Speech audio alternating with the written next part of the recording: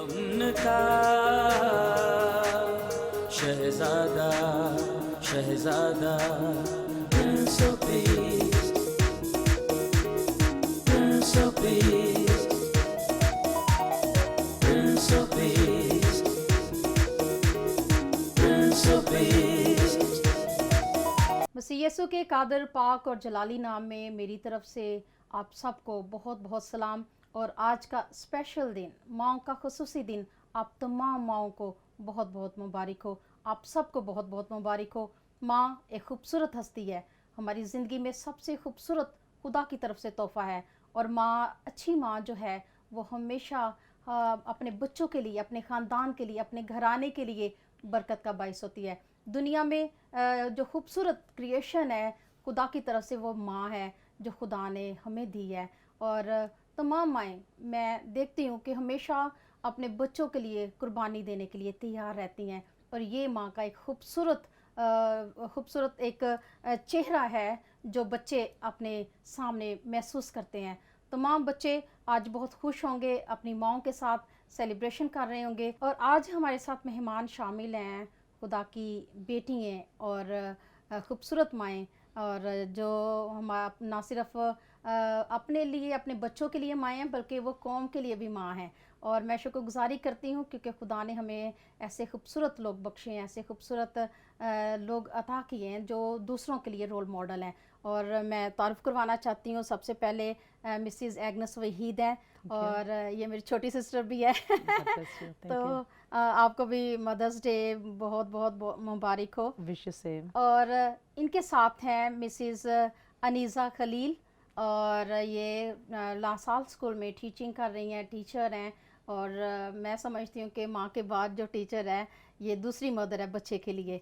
तो welcome sister, आपको भी बहुत बहुत आज मदर्स डे बहुत मुबारक हो। और इनके साथ हमारी बहुत खूबसूरत हस्ती हैं, मैम अनीज़ा की ये मदर इन लॉ हैं, मिसेस गुलरेज जमाल हैं।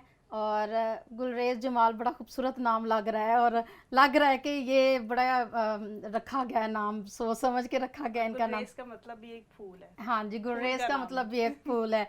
तो और जब आंटी जी हंसती हैं तो मुझे फूल की तरह ही खिली हुई नजर आती हैं। तो आप सबको मेरी तरफ से बहुत बहुत वेलकम। आप आए हैं, खुदावंद आपको बहुत ब्लेस करे, और सुनने वालों के लिए भी आप बरकत का बायस हों। हम अपनी रहनुमाई के लिए खुदा के कलाम मुकद्दस में से पढ़ेंगे इमसाल की किताब, उसका 23वां बाब और उसकी 25वीं आयत मुकद्दसा, और पढ़ने में रहनुमाई करेंगी मिसेस एग्नेस वहीद। कलाम अक़दस में लिखा है, अपने माँ बाप को खुश कर, अपनी वालिदा को शादमान रख।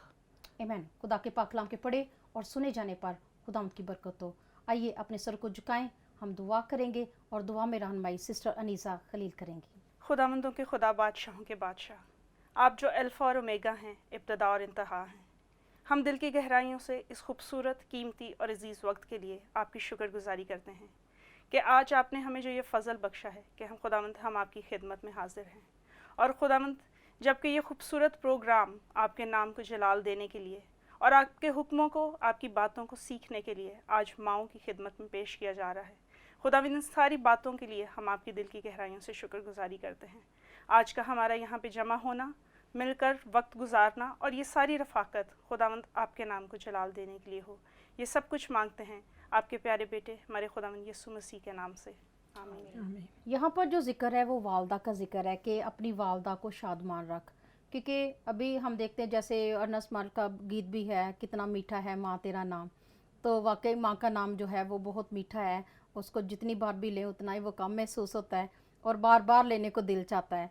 तो जैसे हम खुदा के कलाम मुकद्दस में भी सीखते हैं, तो खुदा का कलाम एक मदर के बारे में क्या कहता है। अगर हम पाक कलाम में से शरीयत की किताबों में से देखें तो जो खुदा ने 10 अहकाम दिए हैं, पहला हुक्म है कि तू खुदावंद अपने खुदा की इबादत करना। ये हुक्म जो थे, ये 4 हुक्म एक तख्ती पर लिखे हुए थे और 6 हुक्म दूसरी तख्ती पर लिखे हुए थे। बिल्कुल। और जो दूसरी तख्ती थी, यानी 5वां हुक्म जिसके ऊपर लिखा हुआ था, वो यही था कि तू अपने माँ और बाप की इज्जत कर, बिल्कुल ऐसे ही है। ताकि तेरा भला हो।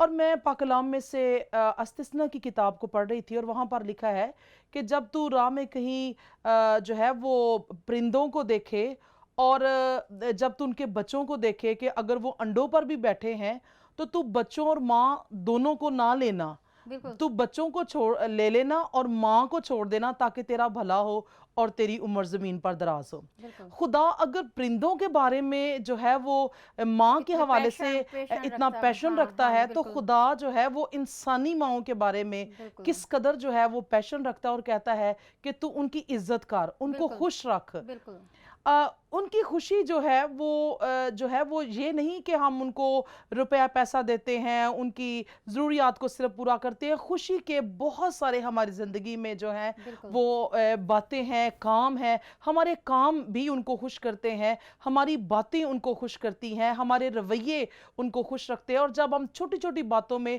उनका ख्याल रखते हैं, एहसास बिल्कुल करते ऐसे ही हैं, है तो फिर हम इन्हीं बातों से हम उनको शादमान और खुश रख सकते हैं। जब भी हम उनका हुक्म मानते हैं, फरमाबरदारी करते हैं, तो यही चीज़ें हमारे वालिदैन को खुश करती हैं। बिल्कुल ऐसे ही है। इवन के जब माँ अगर काम कर रही है और बेटा पानी ला के पिला दे तो माँ वैसे ही खुशी के बहुत साथ खुशी खिल उठती है कि मेरा बेटा मुझे पानी पिला रहा है, मेरा इतना एहसास कर रहा है। जी और माँ को जब बेटा हक भी करता है या बेटी हक भी करती है, किस करती है, तो माँ खुशी से झूम उठती है कि मेरे बच्चे मुझसे प्यार करते हैं। सिस्टर निशा, जैसे आपके भी बेटी हैं, अब मैंने आपको अक्सर उनके मुतालिक टॉक करते देखा है कि आप अपनी बेटियों का बहुत ख्याल रखती हैं। तो क्योंकि एक जो माँ है वो नेचुरल है कि ये वो अपने बच्चों का बहुत ख्याल रखती है, मगर मसीह में होते हुए आप अपने बच्चों का किस तरीके से ख्याल रखती हैं? Thank you sister. सबसे पहले तो मैं आपकी शुक्रगुजार हूँ इस प्रोग्राम के लिए कि आपने हमें आने का मौका बख्शा। वेलकम। और आपकी इसी बात को आगे बढ़ाते हुए मैं कहूँगी कि मेरा ख्याल है कि हमें अपने बच्चों की बचपन से तरबियत करने की ज़रूरत है। बिल्कुल ऐसे ही है। और सबसे पहले हमें उनकी कलाम की तरबियत करने की ज़रूरत है, क्योंकि जो माँ है वो सबसे पहली गोद है, वो पहली दरसगाह है बच्चे बिल्कुल की। और जब हम बचपन से ही अपने बच्चों को चर्च के बारे में और खुदा की तालीम के बारे में सिखाते हैं तो वो लिखा है कि बच्चे की उस राह पे तरबियत कर जिस पर उसे जाना है। बिल्कुल बिल्कुल ऐसे तो ही फिर है। वो कलाम से मुड़ नहीं पाता और वो बड़ा होके मजीद उसमें कायम रहता है। बिल्कुल बिल्कुल तो ऐसे मेरा ही ख्याल है कि हमें शुरू से उन्हें संडे स्कूल से ही अपने बच्चों को चर्च में लेके जाना चाहिए, ताकि बिल्कुल। उन्हें बेसिक्स का जब पता होगा तो आगे जाके उसको मजीद उसमें पॉलिश होंगे और बिल्कुल। खुदावंदी में ग्रो करेंगे और ज़्यादा। बिल्कुल ऐसे ही है। और जब माँ खुद अपने बच्चों की तरबियत करती है, उसे सिखाती है, जब माँ बच्चे को डांटती है, जब माँ बच्चे को कुछ भी समझाती है, तो इसके पीछे उसकी मोहब्बत छुपी होती है। तो मैं समझती हूँ कि एक खुदा से डरने वाली जो औरत है या खुदा से प्यार करने वाली जो माँ है, वो हमेशा अपने बच्चों की तरबियत अकॉर्डिंग टू बाइबल करती है। बिल्कुल। तो हमें करनी चाहिए, अपने बच्चों को पहले दिन से ही हमें सिखाना चाहिए। और आपने बड़ी खूबसूरत बात की है कि माँ की गोद जो है वो बच्चे की पहली दरसगाह होती है। और हमें अपने बच्चों को टीच करना चाहिए, सिखाना चाहिए, क्योंकि खुदा हम सबसे मोहब्बत करता है। बच्चे जो हैं ये खुदा की तरफ से खूबसूरत तोहफे हैं जो खुदा ने हमें दिए हुए हैं। तो हमें जो है उनकी तरबियत भी खुदा के कलाम के मुताबिक ही करनी चाहिए। जी, हमारे साथ हमारी माँ जी हैं। मैं अपनी मामा आज मुझे बहुत ज़्यादा याद आ रही हैं। जब भी मैं इनको देखती हूँ तो मुझे अपनी माँ की याद आती है। इनका जब ये हंसती हैं, मुस्कुराती हैं, तो मुझे एकदम से अपनी माँ का ही वो मुस्कुराता हुआ चेहरा जो है वो नज़र आता है। और माँ हर दर्द अपने ऊपर सह लेती है। मैं देख रही थी मीडिया पे कि किसी ने कहा कि औरत जो है वो झूठ बोलती है। तो उन्होंने कहा कैसे झूठ बोलती है? कहते कि वो सारे दर्द खुद छुपा लेती है, अपने अंदर रख लेती है, छुप के रो लेती है। तो कहते कि नहीं, मैं खुश हूँ, मैं ठीक हूँ। यानी कि वो अपने तमाम दुख भी, अपने बच्चों के भी, वो अपने अंदर समो लेती है, अपने अंदर वो उसको कैद कर लेती है, मगर किसी पे जाहिर नहीं होने देती कि उसने आंसू भी बहाए हैं, उसने दुख भी सहा है, तकलीफ में से भी गुजरी है। तो आपने क्योंकि अपनी ज़िंदगी के काफ़ी हिस्से गुजारे हैं, जवान हुई हैं, शादी हुई है, अब आप दादो हैं, तो आप थोड़ा सा अपने बारे में बताएं कि आपको क्या महसूस होता है जब आप लड़की थी? क्योंकि मैं समझती कि दो टाइम में एहसास हमारी ज़िंदगी में उभरते हैं। जब बेटी होती है तो हमारी माँ होती है, तो फिर जब हम खुद माँ बनते हैं तो दो दफ़ा हम इस एहसास में से गुजरते हैं। बेशक। तो आप क्या कहेंगे इसके बारे में? Thank you. मैं जब लड़की थी अपनी मामा के घर थी, बहुत अच्छी तरबियत पाई। हमारे माँ बाप बहुत ज़्यादा खुदा परस्त थे, चर्च जाते थे और तालीम देते थे, और हम सुबह शाम बाइबल पढ़ते, दुआ करते, ज़बूर गाते। हम बहुत अच्छे तरीके से तालीम पाई है। और जब हम खुद एक माँ का रुतबा लिया और अपने बच्चों को भी ऐसी ही तालीम दी है। आमीन। और इनके साथ कलाम पढ़ना, दुआ करना, इबादत करना। और मैं खुद सुबह सवेरे 4 बजे उठती हूँ, 3 बजे उठती हूँ, चाहे मेरी रात पूरी गुजर जाए ऐसे इबादत में, मैं ऐसे ही गुजारती हूँ। Very good. तो ये देखिए, ये माओ का खूबसूरत रूप है ना। और खुदावंद ने इतनी बरकत दिया, खुदा ने, मेरे बच्चे सब मास्टर हैं, बेटियां 5, बिल्कुल। बेटा भी, और सब अच्छी जॉब पे हैं। Very good. तो ये बड़ी खुशी की बात है, जब बच्चे कामयाब होते हैं तो माँ बाप कामयाब होते हैं, और बच्चों की कामयाबी में माँ का बहुत ज़्यादा हाथ होता है। सबको साथ लेके चलना, सबका ख्याल रखना, ध्यान रखना, ये एक माँ ही कर सकती है। बाप का रोल बहुत खूबसूरत है हमारी लाइफ में। और मैं जो है वो पिछले साल भी मैंने प्रोग्राम किया, उसमें मैंने यही बताया कि माँ जो है वो बाप के बगैर अधूरी है, और जो है बाप माँ के बगैर अधूरा है। हम इन दोनों हस्तियों को अलग अलग नहीं कर सकते, क्योंकि दोनों का रोल बच्चों की ज़िंदगी में बहुत अहम होता है।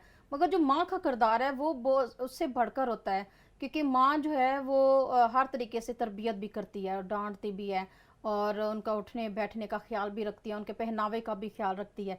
तो माँ का किरदार जो है वो बहुत खूबसूरत है, और मैं माँ को दुनिया की सबसे खूबसूरत क्रिएशन कहती हूँ।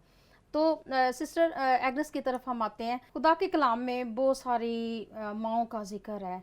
आप बताएं कि जो आपकी ज़िंदगी में जिसने पॉजिटिव रोल अदा किया, जिस किरदार ने, जिस करैक्टर ने, आप समझती हैं कि वो आपके लिए एक नमूना भी बने हैं। आज मदर डे के मौका पर मैं अपनी मम्मा को याद करती हूँ कि जब मैंने मैट्रिक के पेपर दिए तो पहले मेरी मम्मा जो है वो एक गांव है 92, वहाँ पर गई, फिर इसके बाद सांगला हिल गई, फिर वहाँ से घर वापस आई, फिर जो है वो सांगला गई, वहाँ से मेरी सनद और मेरा रिज़ल्ट लेकर आए, फिर हम 92 गए, फिर हम साहिवाल गए। ये एक दिन में मेरी माँ की कुर्बानी थी। बिल्कुल ऐसे ही है। और मैं समझती हूँ कि उनकी मेहनत, उनकी जद्दोजहद की वजह से आज हम इस मकाम पे। आमीन। अगर वो हमारे लिए इतनी स्ट्रगल ना करते, ये मकाम हमें ऐसे नहीं मिला। इसके पीछे एक कुर्बानी है, और माँ कुर्बानी का नाम है। यस। मैं समझती हूँ कि जब एक बच्चा पैदा होता है, माँ को, मैं हैरान होती हूँ कि माँ को इतना ज़्यादा खुराक मोहतात होके लेनी पड़ती है। उसको जो है वो बहुत सारी चीज़ों को जो है उसको क्विक करना पड़ता है, बहुत सारी चीज़ों को उसको लेना पड़ता है, और किस तरह वो जो है अपने ख्वाहिशात को, अपनी जज्बात को कंट्रोल में रखकर एक बच्चे को, एक ज़िंदगी को दुनिया में लेकर आती है। बिल्कुल ऐसे ही है। और फिर ये कुर्बानी का सिलसिला यहाँ पे स्टॉप नहीं हो जाता, वो डिलीवर करती है और कितना दर्द में से गुजरती है, और इसके बाद भी सिलसिला कुर्बानी का उसका ख़त्म नहीं हुआ। फिर उसकी परवरिश के हवाले से उसको जब मैं माँ बनी तो मुझे एहसास हुआ कि जब मेरी बेटी को टेम्परेचर होता है तो मैं किस तरह जो है वो खुद जागती हूँ, और उसको सिर्फ सुकून देने के लिए कभी उसको लेके फिरती थी, कभी उसको लेकर झूला झुलाना, कभी उसको गीत सुनाना। यानी मेरी नींद खराब होती, पर मेरी ख्वाहिश होती मेरी बेटी को सुकून मिले, और उसका बुखार किसी भी तरीके से जो है वो उतर जाए। तो ये माँ की कुर्बानी का ये सिलसिला ख़त्म नहीं होता, बल्कि हम देखते हैं कि माँ की गोद से लेकर जो है वो कब्र तक जो है वो सिलसिला माँ की तरबियत का ख़त्म नहीं होता। और बाइबल मुकद्दस में बहुत सारे किरदार हैं जो मुझे इंस्पायर करते हैं। बाइबल मुकद्दस में हन्ना का किरदार मुझे बहुत इंस्पायर करता है, क्योंकि हम देखते हैं एक तो वो भांज थी, दूसरे नंबर पर हम देखते हैं कि जब खुदा ने उसको औलाद दी, और जो उसने खुदा के साथ वादा किया था, वो जब उसको खुदा ने बरकत दी तो वो अपने वादे को, अपनी कमिटमेंट को भूली नहीं है। बिल्कुल ऐसे ही है। और पाक कलाम में हम देखते हैं कि यहूदी माएँ जो थी वो 2 साल तक बेटियों को दूध पिलाती थी और 3 साल तक बेटों को दूध पिलाती थी। और बेटे को दूध पिलाने के बाद हम देखते हैं 3 साल के बाद किस तरह वो छोड़ती है, हैकल में छोड़कर आती है, और पाक कलाम में हम देखते हैं कि उसने ऐसी अपने बच्चे की तरबियत की है कि पाक कलाम में लिखा है वो उसने खुदा की किसी बात को मिट्टी में मिलने ना दिया। बिल्कुल। और वो खुदा की और इंसान की नज़र में मकबूल होता गया। बिल्कुल लिखा हुआ खुदा के कलाम में कि वो खड़ा रहता था जी। वो जब खिदमत करता था हैकल में, तो काहिन जो है वो खिदमत कर रहा होता था, और वो खड़ा रहता था रिस्पेक्ट में, इज्जत में, जब तक वो उसको कह नहीं देते थे। पाक कलाम में हम दूसरा किरदार जो है वो हमें मुकद्दसा मरियम का नजर आता है कि किस तरह वो यीशु मसीह की जो है वो तरबियत करती है, और उसके बारे में भी लिखा है वो कद्दो कामत में और खुदा की नज़र में जो है वो बढ़ता गया, Praise तरक्की God. करता गया, Amen. मकबूलियत उसने इख्तियार जो है Amen. वो की। यहाँ पे हम लेते हैं छोटा सा ब्रेक। हम बात कर रहे थे कि जो माएँ हैं वो एक बाइबल मुकद्दस में बहुत खूबसूरत उनके किरदार हैं। जैसे हन्ना का किरदार बहुत खूबसूरत है, यीशु मसीह की माँ का किरदार बहुत खूबसूरत है कि कैसे उसने दुख सहे। हम ब्रेक के बाद दोबारा मिलते हैं, कहीं मत जाइएगा, देखते रहें Prince of piece. Prince of Peace, Prince of Peace.